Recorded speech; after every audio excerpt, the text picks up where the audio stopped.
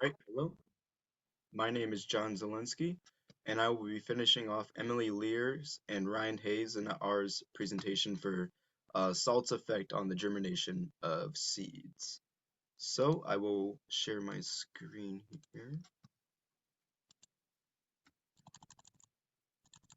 Okay, so yeah, as I said, we're going to be continuing or finishing off this presentation, and I will be doing the slides that were my responsibility on Tuesday.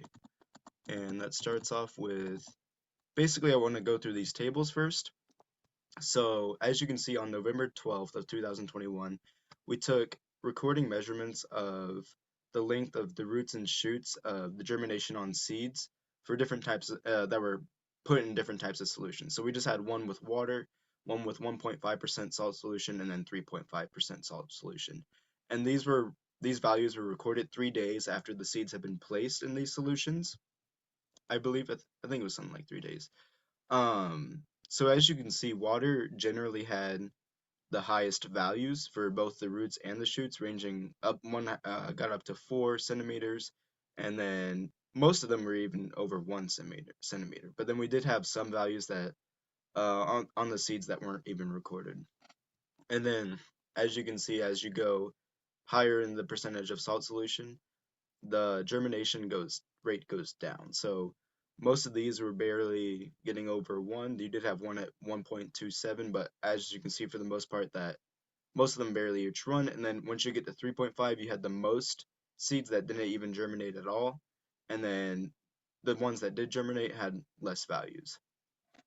So then, as you can see, going 4 days later on the 16th of November, the values increased a great amount, and then, but it's generally the same idea across the board. So you had the water having the most germination, and then the 1.5% salt solution having less than the water, and then the 3.5% having even less. And then even after, I believe it was a week after we put the seeds into the solutions, you still had a lot of them that didn't even record a value. So now pulling up the graphs that we created here.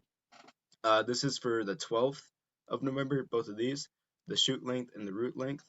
So as you can see, it just consistently goes down. So you have water here, 1.5% salt solution and 3.5% salt solution. And as you go across these, that average length, so to calculate this graph value, we took the average of these values here for these columns and included that in here. So the average length for water was probably about 2.4, the length for the shoot that is. And then as you go to the 1.5% salt solution, probably about 1.20-ish. And then for the 3.5% salt solution, it was 0.20. So as you can see, as you add more percentage salt solution, the germination rate goes down. Is actually kind of what we notice here on this thing. And then it's the same for the root length. So it just consistently goes down as you keep adding percentage salt solution. And then for these graphs, it's basically the same thing, but it was 4 days later on the 16th. As you can see, it consistently goes down. There was this kind of spike for 1.5. The average was actually kind of higher than we anticipated, which was kind of interesting, but it still did go down. So your average shoot length was probably about 4.4, or yeah, 4.3 for water, and then for 1.5% solution, closer to 3.9, and then you can interpret the rest. They all just consistently go down. The germination rate consistently goes down as you add more percentage for salt solution.